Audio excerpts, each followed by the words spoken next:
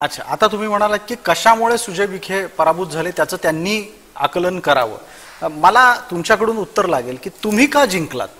कोविडच्या काळात केलेलं काम हे निलेश लंकेंच्या विजयातलं एक महत्त्वाचा भाग, महत्त्वाचा घटक आहे का?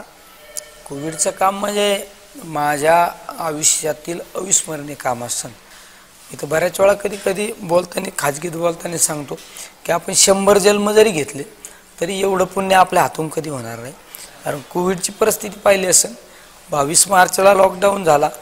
23 मार्चपासून आम्ही आमच्या जनतेला त्या ठिकाणी मदत करण्यासाठी सज्ज झालो.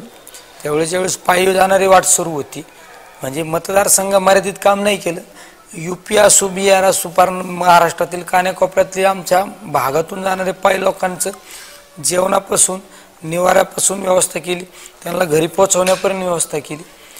पहिल्या फेजमधल्या कोविडमध्ये पेशंटची वाढ झाली.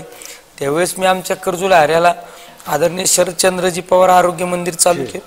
त्यामध्ये 8-8.5 हजार लोक नीट केले. त्यावेळेस ती कोविडचं काम पाहिलं. माझ्या त्या सगळ्या गोष्टीच्या लॉकडाऊनचं काम पाहिलं. मला लोकमत द अवॉर्ड पुरस्कार म्हणून लोकमतने अवॉर्ड दिला. अनेक राज्यांनी पुरस्कार दिला. नंतर दुसरी लाट आली.